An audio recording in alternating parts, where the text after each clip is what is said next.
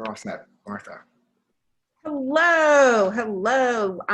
Welcome. Thank you so much for joining us tonight. What we hope to will be a enlightening and thought-provoking conversation. I'm Martha Doran, the Executive Director of the Art Therapy Project, and I'm so happy to be kicking off tonight. The Art Therapy Project is a nonprofit mental health organization that provides free group art therapy to adults and youth who have experienced trauma. Each year, we work with more than 100 people, including veterans, survivors of sexual assault and domestic violence, members of the LGBTQ community, and youth and young adults who are in the foster care system or who are involved with the justice system. We work with caregivers and individuals facing addiction challenges. One of our goals as an organization is to increase awareness about art therapy, the benefits of it, as well as the issues and challenges that are in the forefront of the field right now. And it was through that lens that I first approached Curtis from Artistic Noise to discuss a collaboration. And that led us to tonight and our first Let's Talk Art Therapy conversation. Curtis and I were talking about the shared trauma we're all experiencing right now and the impact that it's having on our organizations, our staff, our program participants. You know, the reality of COVID hitting the hardest in communities of color and the impact of the Black Lives Matter movement have caused a lot of us to be thinking about the long-term impact that 2020 is going to have on a lot of people and on our mental health. And, you know, we want to acknowledge that mental health is finally becoming a mainstream topic of conversation. The stigma around mental health in communities of color has not been getting a lot of mention. And at the same time, it's no secret that there is a lack of racial diversity in the field of art therapy. So we believe these issues are connected, and we thought it was important to explore them with our peers. And we know that a 1-hour conversation is not going to solve anything, but it's our hope that the conversation will be the start, and it will increase awareness around these issues, and it'll give us an opportunity to explore how, as thought leaders and agents of change, we might be able to address some of these issues. I want to thank this amazing group of art therapists who are joining us tonight. I think by now all of us know what it means to volunteer to spend an extra hour on Zoom after a full workday. So thank you very much. And to all of you who joined us, you also are adding an hour of Zoom time, so thank you. With that, it is my great pleasure to introduce our co-host for this evening, Curtis Young, the Executive Director of Artistic Noise. Curtis. You're muted. Curtis, you're on mute. Thank you very much, Martha, and everyone who's watching on Facebook Live. As you mentioned, this is a very natural partnership, not only with the Art Therapy Project, but with all of our amazing panelists this evening. I've had a chance to have many conversations with you all about the topic, and I work with many of you directly on this very important subject matter. So I'm really appreciative of all the panelists this evening. I'm looking forward to learning myself and growing with you all as we dive into this very important topic. So without further ado, I'm going to pass the torch over to the moderator for the evening, who is someone I consider to be not only a partner, but also a friend. Liz Della Carpini is someone who has worked with Artistic Noise for, I would say, more than 10 years now. Liz came to Artistic Noise through a partnership with one of our co-founders of Artistic Noise, Lauren Edelman. They worked together in community settings, and somehow over the years, they kind of migrated and navigated and ended up being with our current programs at Artistic Noise. Liz is affiliated with the School of Visual Art as an art therapist. She is the internship coordinator and manages the Masters in Public in MPS Art Therapy Department program. So we have come to work with her through the internship lens. We also have partnered with Liz for about 5 years, working with their graduate students in art therapy program to provide additional support for our art and entrepreneurship students. And they have been working to create public murals under the SVA project for the past 5 years. It's been a really great experience for our youth as well as for the organization as well, to really help us think deeply about the services we are providing and what art therapy means in the community framework. So that's been our relationship, and it's been great working with Liz. And I'm going to pass it over to her to get the conversation started. Thank you. Thank you so much, Curtis, for that warm welcome. And thank you, Martha, as well. And thank all of you for joining us tonight. I'm really honored to be here with this esteemed group of New York-based art therapists, and Chloe Hayward, if you want to wave to the camera, Ariel Miles, Lindsay Lederman, Jason Montalvo, and Josh Branshaw. And the panelists are all going to introduce themselves tonight. So I'll pass it on to Chloe, if you'd like to start. Sure, thanks. Thanks so much. Good evening, everyone. It's such a pleasure to be here with you tonight. My name is Chloe Hayward. My pronouns are she, her, and hers. I'm an artist, an educator, and a licensed, registered, board-certified Black art therapist based here in Harlem, New York. I've worked in the arts and education for years, and I'm currently the manager of education programs at the Studio Museum Harlem. And I'm also a proud, very proud member of the board of directors for Artistic Noise, which is an incredible organization committed to working in community and uplifting the voices of youth impacted by the justice system through the arts. I'm someone who's deeply interested in and committed to the intersection of art, education, and mental health. And now I'm going to pass it over to Jason. Thanks, Ariel, and equally, thank you so much for inviting me to be a part of this conversation. It's a great privilege and honor. My name is Jason Montalvo. I'm an per diem art therapist currently working with Mercy First. That is a foster care agency that mainly works from Long Island and services the 5 main boroughs. And I work with a diverse population group of 4 to 20-year-olds, and also providing therapy services, not only just to the foster children, but also to the foster family and with the biological family for the pursuit of reunification. And with that, again, thank you so much for inviting me to be a part of this, and I will pass it to Ariel. Thank you, Jason. Good evening, everybody. I'm really honored to be here. I am a licensed creative arts therapist based in Brooklyn, New York, living and working in Brooklyn, New York. I strongly believe in providing services for my community. I'm a big advocate on that. I currently work at a domestic violence emergency shelter, and I'm extremely passionate about art and art making as a form of therapy. For years I'm engaged in art, spoken word, dance, etc. So not only is it therapeutic and healing for me, I've seen what it can do for others, and I firmly believe in its healing potential. So I'm really excited to be a part of this conversation with these people, these amazing art therapists.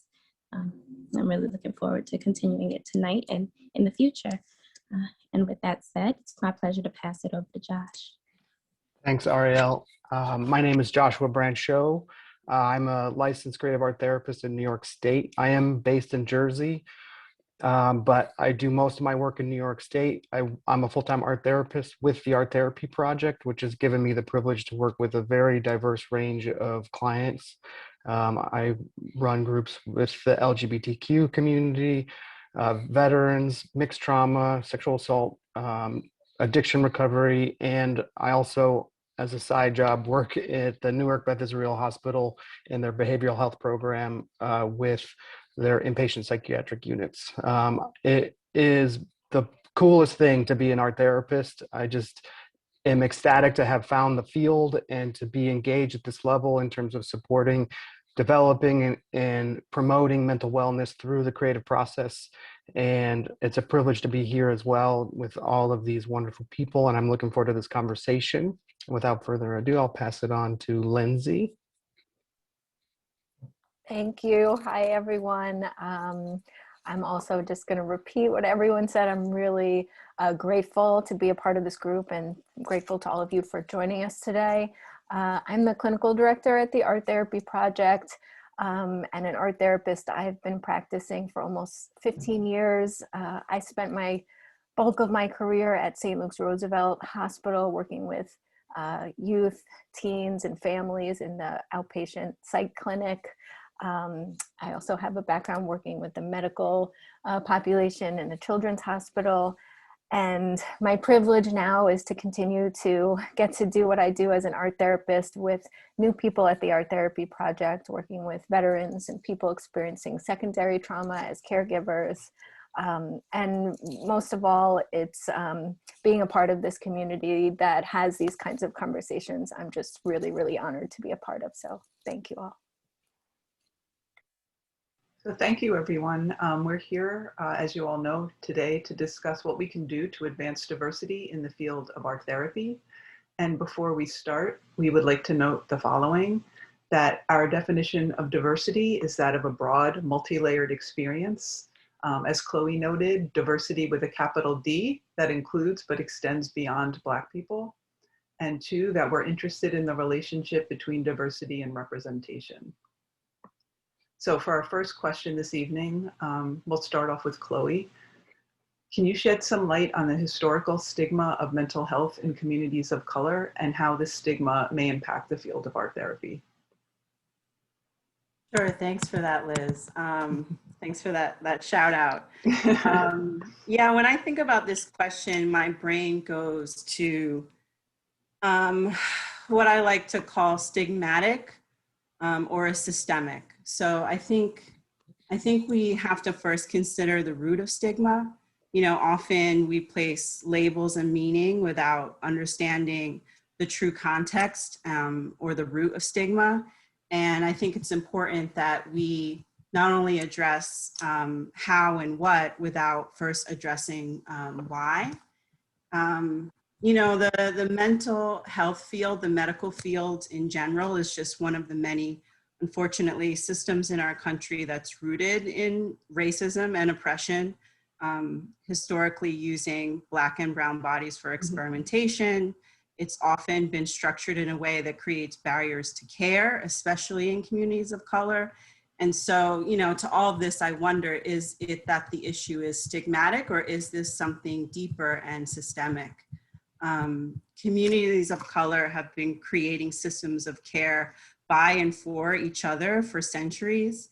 And that's why I personally believe deeply in community care as therapeutic space. This is something that the Art Therapy Project does, and this is something that Artistic Noise does so beautifully. I believe that therapeutic spaces should not be spaces of diagnosis where we're simply pathologizing people, but rather spaces of care grounded in equity. And that's all the way from the ways that we address an individual's experiences to how we personally as therapists connect to offering space for those experiences to be affirmed and uplifted.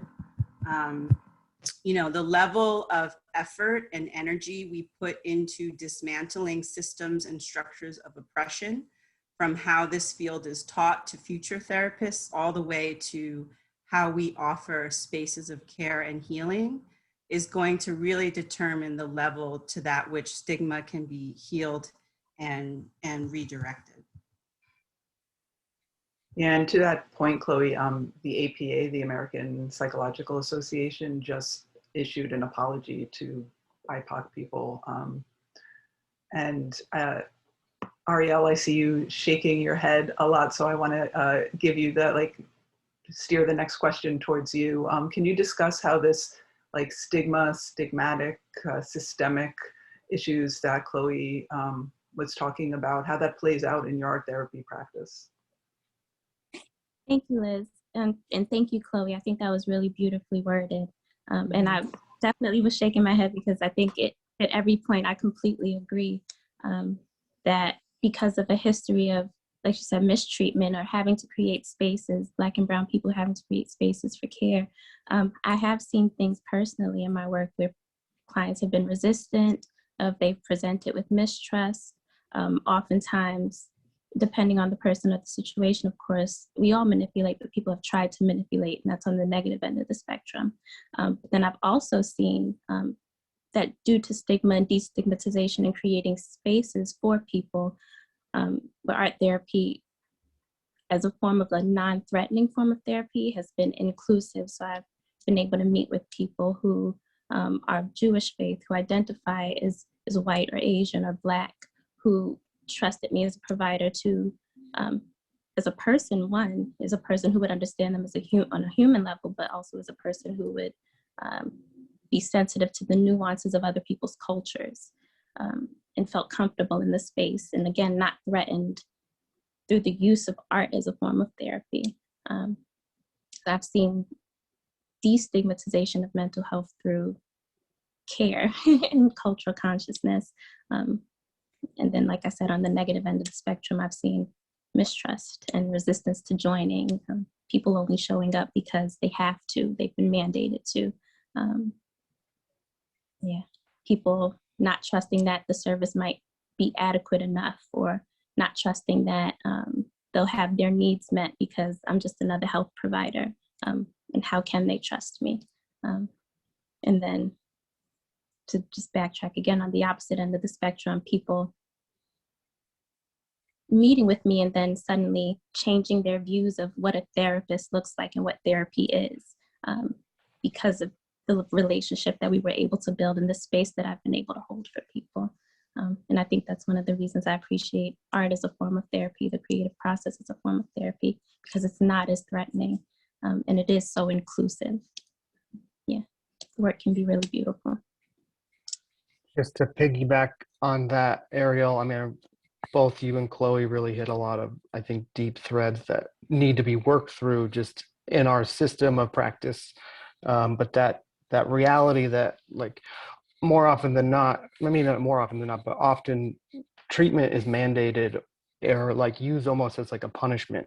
And maybe more in communities of color than non-communities of color, but just in general, when mental health support is utilized as a punishment, like, it adds to the layers of stigma that we face as therapists when we're just trying to create a healing environment somewhere that people can be, find their better selves. And I really like how you mentioned that, just the creative process is this non-judgmental process that can occur that allows for a broader perspective, a broader voice. And I feel like that reality of the mandated therapy, of the punishment therapy. I mean, I used to work in a middle school, and like, I don't know how often it was like, this kid is not acting right, like, you take him, and it was like, well,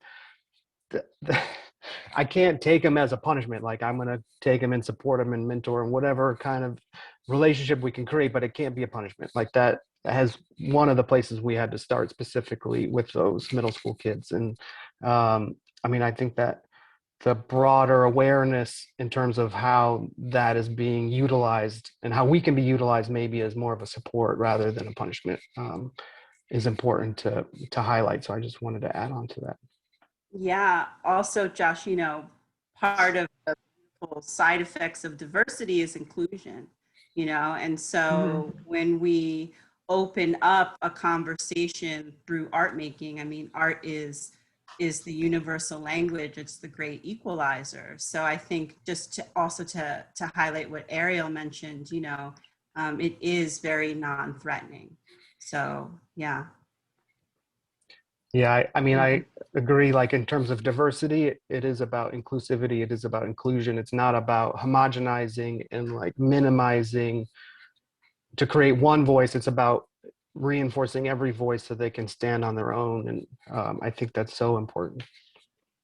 Yeah, so what I'm hearing from all the panelists is this idea that in many ways in communities of color, the mistrust they bring to therapy and art therapy is in many ways healthy. And then there's different layers upon it, depending, like, if you're an art therapist of color, a white art therapist, it just adds on, being a white art therapist can add on to the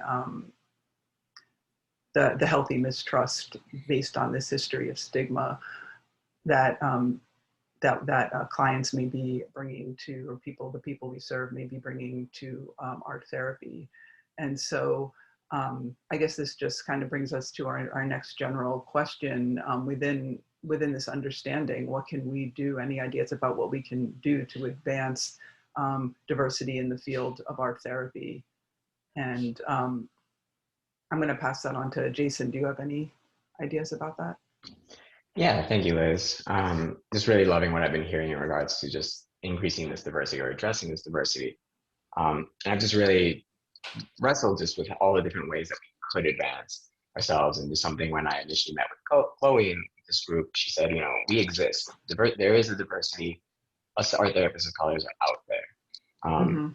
And so a number of ways that I was just considering is that in our training, especially at SVA, is that we're kind of told that art therapy is kind of secondary to psychotherapy. We have to do a lot of advocacy in the field, which led me just to a lot of considerations of things that we train for, in services, experientials.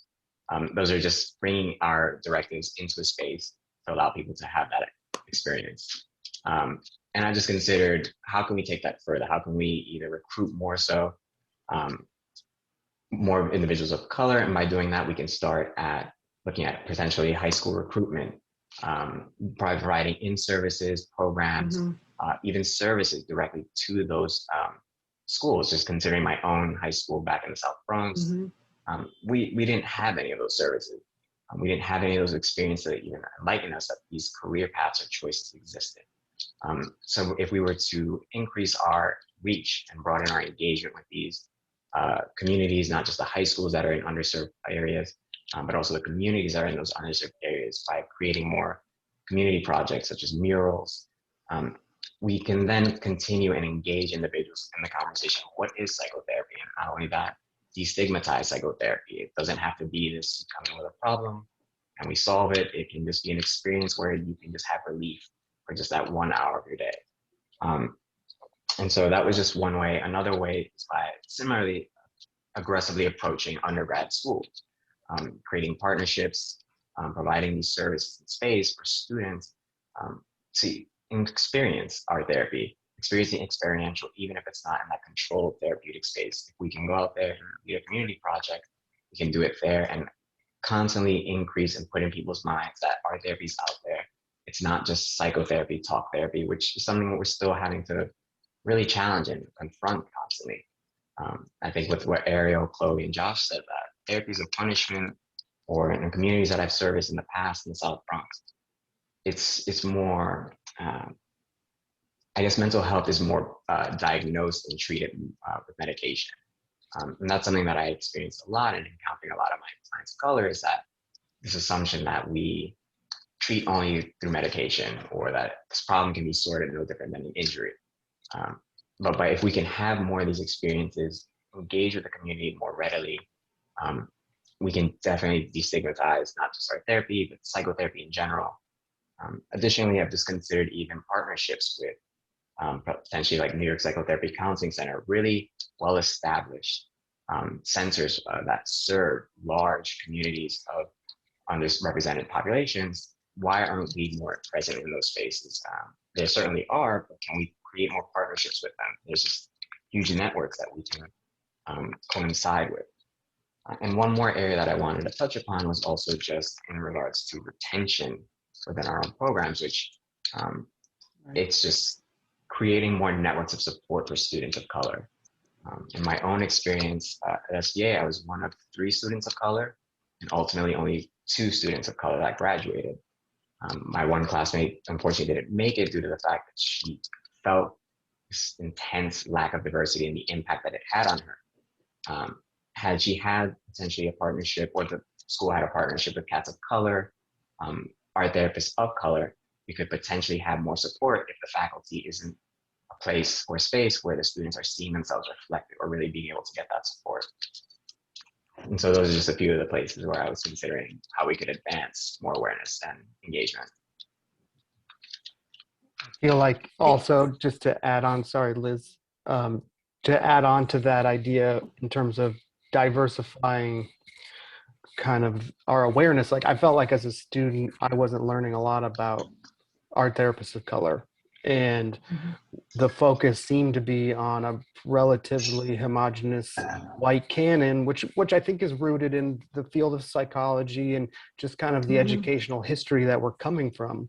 But if we can diversify the way that we talk about communities of care, I really like how you said that, Ariel. Just that idea where, you know, it should be a homegrown thing, not falling on the center canon, but, you know, everything in the margin has an equal power within the structure. That could help with the diversity within the field and within with the destigmatization of art therapy in general, or just mental health in general.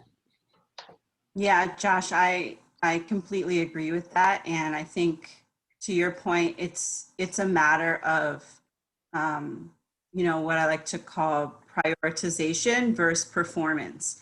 You know, you can't give someone one cultural competency course and a hug, you know, and have them go forth in the world and show up into spaces preaching diversity, equity, and inclusion.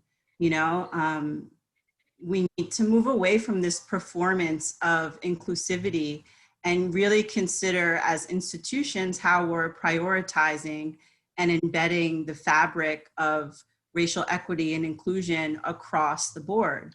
You know, I went to a graduate school where I was never taught about an art therapist who was one of the founders of my program. You know, they're a Black art therapist. So I just say all that to say, not to shame anyone, but to just say, like, we need to get real with ourselves and with each other and continue to have honest conversations about ways that we are including or, quite honestly, erasing people from this narrative. And I love this conversation that kind of goes all the way back to our training, in addition to you know, how we're doing things now, because I think you know, there've been reference to being one of a few students of color and the support that you get. So also from the end of a white student, when I was, you know, what am I confronting in terms of my biases and my understanding of history, my going into communities that look very different than my own. And so really making sure that the work is done from that aspect of kind of ownership of my privilege, ownership of my lack of understanding, doing my own research in terms of understanding other cultures. You know, Ariel referenced like a whole, you know, everyone out there comes from somewhere that is so unique. And so the responsibility that we have to not show up to a session with a client and wait for them to educate us about their background. We always want to be curious about their personal story, but we should have knowledge ourselves of people's cultural backgrounds, and that certainly includes knowing the history of our own profession. So I love that, you know, through this conversation and hoping that that can kind of trickle down to the beginning stages of when new art therapists are coming in, hopefully more art therapists of color are coming in and seeing their representation in the books that we read and the teachers that we have. I think there's an opening for growth there for sure. Ariel, would you like to add anything? I'm just agreeing with everything everyone. As Lindsay ended, I was wondering too if that does include inclusion of more faculty of color, and then, as you said, reading books for more art therapists of color. And also, again, I thought going back to my graduate class, students who were not Black or students of color working in communities of color who would share their experiences, and my understanding of when they shared, trying to be sensitive, but also thinking from a perspective of like, yes, because when someone who enters my community doesn't look like me, back to stigma, my assumption and the assumption of other people is, okay, what's the reason you're walking into my community? What do you actually know about me? What are you actually bringing here? And then how we can change that perspective. Because I also met a wonderful art therapist from Denmark who was sensitive to culture and cultural nuances and was welcome with open arms. So I think it depends. It's understanding, what we bring and how we show up in spaces and being mindful of our privilege and how we walk into a place that isn't ours. That makes sense. Yeah, and so like walking into these spaces and there's what we look like, and then there's also the language that we use. So I'm wondering, how have you seen, to any of the panelists, how have you seen the use of language impact your practice, either in a positive or a negative way?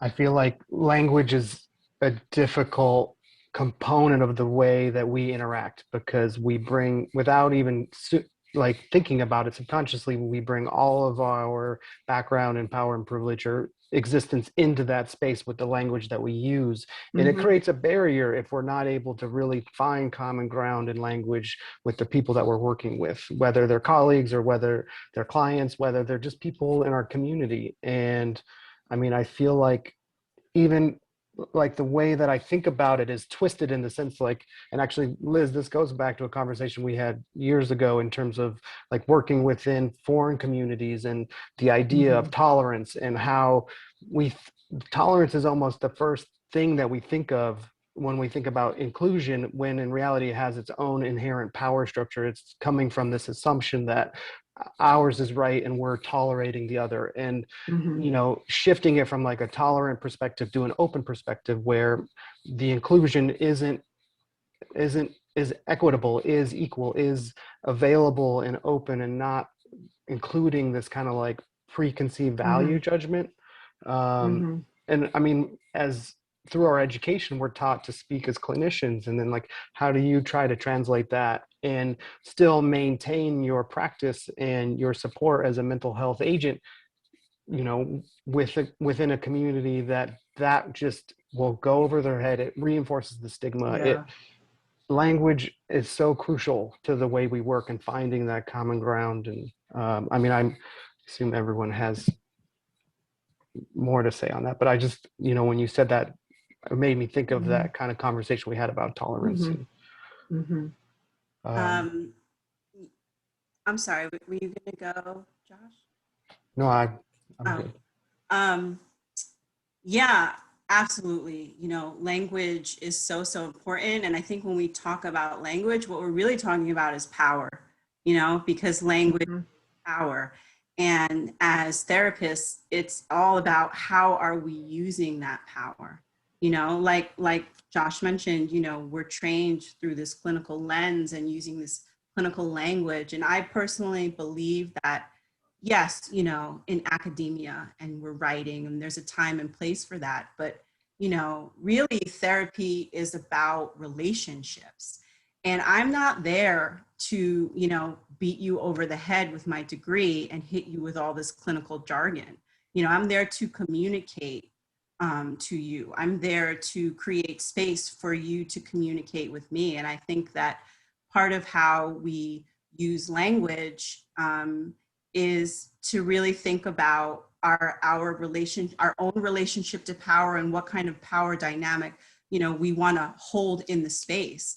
I just want to shout out someone in the chat who put a really poignant comment that one of the difficulties art therapists in the academy have is not being able to name white supremacy and what to do about it. Until very recently, that term was very charged and not spoken. So how are we making space for, you know, uncomfortable language to be spoken? And I think to do that, we also have to really look at art therapists, practitioners, and pioneers of the past, present, and future. You know, when I think about clinicians doing this work, I really think about Cliff Joseph. You know, I think about Lindsay Vance, who has done a lot of work around healing from racial wounds. And I also think about art therapists like Yasmin Awais and Sarah Pausty, who are thinking critically and deeply through writings about community-based approaches to healing. So yeah, I just wanted to add that.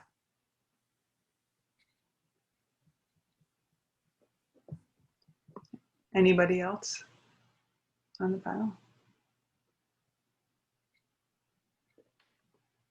So I actually had, as you're all talking, I actually had something related to artistic noise and Curtis and with the students about the use of language, where I really learned something and was humbled as a white person in the use of the word professionalism, and using professionalism with the students at A&E, because it's a work program, and actually with students, the graduate students, and realizing that, coming to realize that term had historically been used with people of color in a discriminatory way. And even with one of my white students from a blue collar background, how that term did not feel inclusive to them and made them feel separate. And so, yeah, I felt like humbled by that, but also I was able to open up conversations with my students about that word, and also then start removing that word from a lot of our training material and not using it.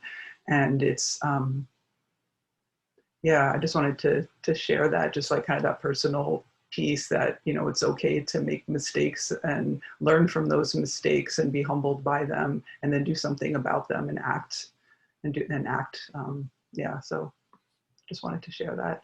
And I hear everyone talking too that how diversity in some ways can support the therapeutic process, and how you may see that because even as art therapists of color, there are always inherent power dynamics in the therapeutic relationship. As the therapist, we're always in the power position.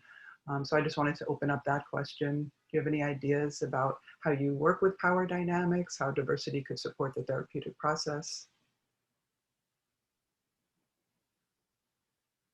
Yeah, I mean, I think one of the things that comes up a lot and is really kind of inherent in what you think of in psychotherapy is you go to your therapist office and you sit in their space and you talk to them from their chair. And so, something that's really important is really creating a co-owned space. And when you are inviting, if it, which is what it is, sometimes you do have to invite people into your space, really creating a way to make that shared and co-owned. And I think that kind of lends itself in the whole therapeutic relationship, that relationship is co-created, that you are there to learn from and pass knowledge back and forth and help people to figure out their own journey and their own needs, and not necessarily to be imparting knowledge and the way to do things. So I think there's like a general approach, and I know some of the work that the Art Therapy Project has done, but obviously Artistic Noise, and just having community-based programming to be able to go into spaces that are in communities of color, that are with people where they live and where they're at, to create relationships with, potentially white therapists, but also, therapists of color, where there is kind of this equalized playing field where we're all creating together. Certainly mural projects have been, just an incredible, powerful force of showing that kind of community and coming together. So I think that co-creation of space is so important when it comes to that kind of equalizing of a power dynamic. And recognizing that the power isn't really, when you're on an unequal playing field, if you're coming together, that it can't just be 50-50, that there has to be a little, kind of a tilt, and which voices are you lifting up that have been silenced and erased? And that's not easy to do. I wonder if anyone else has any thoughts about bringing these, we're talking about going into communities, but also bringing communities together.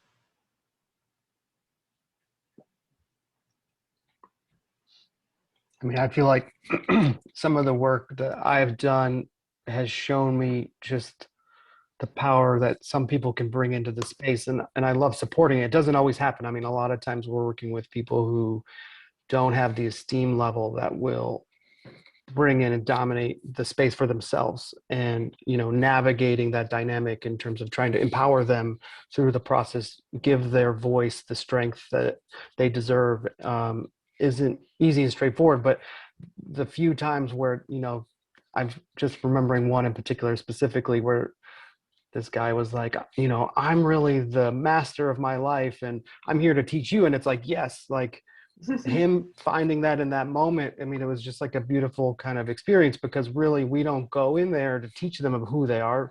We go there to try to help support them finding that for themselves. And it's not easy. It's not straightforward. you know, we've talked about language, we've talked about so many pieces that can get in the way and muddle the process. But I mean, I think as an advantage for us as art therapists, you know, we have that universal language, the creative process, which really kind of grounds the space in something that isn't lost through the rhetoric, through the language, through the words, because the creative process is this equalizer, which is, I mean, I'm, like I said earlier, I feel very privileged to be an art therapist. So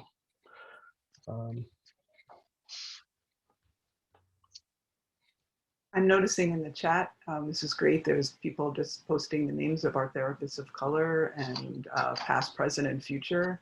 And it's making me realize one of the conversations that we had when we were preparing for this panel, the idea, is there really a lack of diversity of our therapists of color, or is there a lack of representation, and who has been erased, and so, and not whose voices haven't been lifted. And so right here, we're just really recognizing that there are so many people in our field already, and making people aware of that, and where can you go out and get these resources and read about our therapists of color and recognize the art therapists of color who are right here with us right now. I think Liz, just to kind of add also to what Josh was sharing and also Chloe sharing, just in addressing that power dynamic, I found really greatly just in the work that I've done with my clients, especially as of late, there's a degree of transparency that I've learned to like incorporate within my work, and that's in regards to the language that I'm using. I think it's very critical that we just again use that language that we all understand. I also find that if we do utilize that language in and of itself, that clinical language that is, it becomes in itself a barrier. I've met many a client that very quickly wanted to say like, oh, I'm anxious, I have BPD. And those kinds of things are something that we have to we have to undo. And so I've been very cognizant of just the relationship that we have. And I love that what Chloe says, that therapy is a relationship. It isn't just us being this static absorption of a person's sharing or their flood. It is a dynamic learning process. There's a give and take. Of course, we as therapists have to be much more mindful as to how much of ourselves we're allowing into the session, because this is their session. But I have found that it's a really wonderful way of helping my clients to feel more comfortable in the space with the process, destigmatizing it in the moment, and just being very honest with them as to that this may not be something that meets all their expectations, or we are going to come against predispositions or possible myths. And that's just been really helpful in just kind of dispelling a lot of this power that comes with the role. Yeah, so you're making me think, the word that keeps coming up is this idea of vulnerability, and the art therapists putting themselves in a vulnerable position as well, and not only expecting the client to be in that position. And so I'm just wondering if anyone has any thoughts about vulnerability in their practice or working in different communities.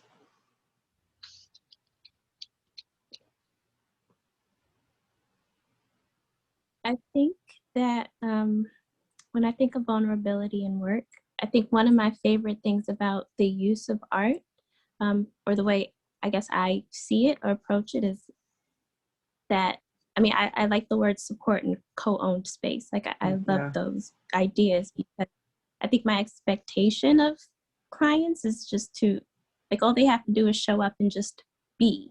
I've had people walk into a room, teenagers who have some idea of therapy and don't want to speak, walk into a room and sit slouched in a chair and just want to listen to music for 45 minutes. And I'm like, okay, well, that's part of the process too.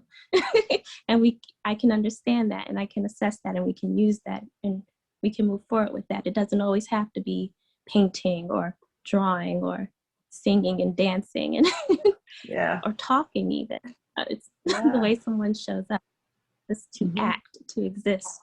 It's an act of creation. So just to be there and be present and to hold space for someone is to be vulnerable sometimes. And sometimes vulnerability is being, unfortunately, a mirror to someone's frustration, or, you know, to be on the receiving end of someone's transference, and to not take it personally.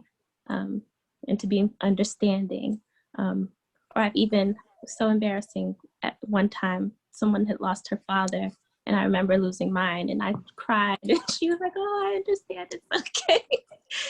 So sometimes too, it's being honest with ourselves about our own experiences and being clear about the fact that we are human and we are there to support people and not judge.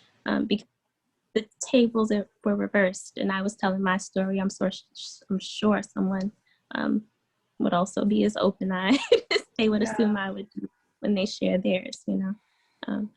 So I think that it's an intimate process, and I think people just showing up and existing is a big part of it, personally. Yeah, that's such a beautiful. Oh, go ahead.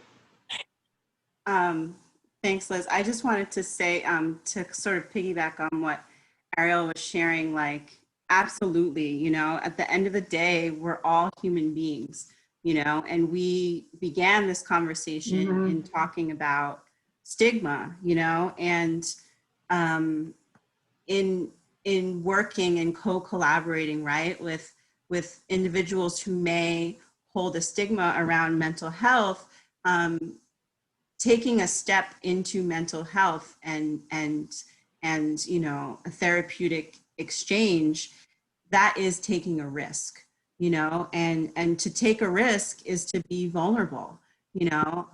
Even in the creative process, you know, we take risks. To be an artist, to be a therapist, those are ways that you have to take a risk in order to grow and to get to the other side of something. So, you know, I think that that's something we have to consider as well. Yeah, thank you both for that. And that was such a beautiful example. And I love not only the vulnerability of the way of being, but also that broad, inclusive idea of what art is and what art can be, and the performative aspects of how it could be a song or just sitting together listening to music. I really appreciate that. So we are reaching the end of our hour together. So I'm wondering if there's any final thoughts from the panelists on our conversation tonight. Just to piggyback on vulnerability, because I feel like it's such an essential component of the work that we do, not only being honest with our own vulnerability when we enter a space to support our clients, but the vulnerability they share or don't share in the space, and helping them navigate the capacity to actually be vulnerable with themselves, with us as the clinician. I mean, I think that we have a kind of secret weapon as art therapists, because when we do process art, and like art that's not focused on the product and that is made in a non-judgmental way, it gives us a way to work around vulnerability in terms of the creative process, which really allows us to maybe reach a slightly deeper level than like traditional talk therapy or just a standard encounter would allow. I mean, I think that, you know, the reality is, I mean, we wear our armor every day when we get on the train, when we walk down the street, and, you know, to come into a safe place, you know, whether it's now a Zoom room or what used to be, you know, an art therapy studio, you know, it's not easy to just kind of like leave it at the door. And so to have that art process to help kind of promote being in a slightly more vulnerable place for themselves, I think it gives us just a secret weapon in the process. And, you know, I just was thinking about that while you guys were sharing. So thanks, Josh. So yeah, we have about 5 more minutes left. So thank you all for joining us tonight. And we hope that if you're an art therapist or a supporter of the field, that you'll continue these conversations and translate your ideas into action, because we can always have all these ideas and thoughts and it sounds great, but if we don't actually do something, it doesn't really mean very much. And we'd also like to thank, in addition to thanking all of you for showing up tonight, we'd like to thank Artistic Noise and the Art Therapy Project for facilitating this important conversation. And please stay in touch. You could learn more about the Art Therapy Project at arttherapyproject.org. You could learn more about Artistic Noise at artisticnoise.org. And I guess we are ending now unless any of the panelists would like to say some final words or a goodbye. I just wanted, as you were talking before, and just was thinking back on some past experiences, just that there's always something I don't know. And so continuous learning and being open to saying, I don't know about that piece of history and I don't know about this, and just making the effort. I know I'll speak for myself to continue to be educated about things that I'm learning. So I hope that that's something that, you know, the field can continue to do also. Yeah, I think that's a great way to end. Thank you so much, Lindsay. Sure. And yeah, it's been such an honor to be here with all of you, and thank you again, and have a wonderful evening. Bye, everyone. Thanks, Thank you, everybody. guys.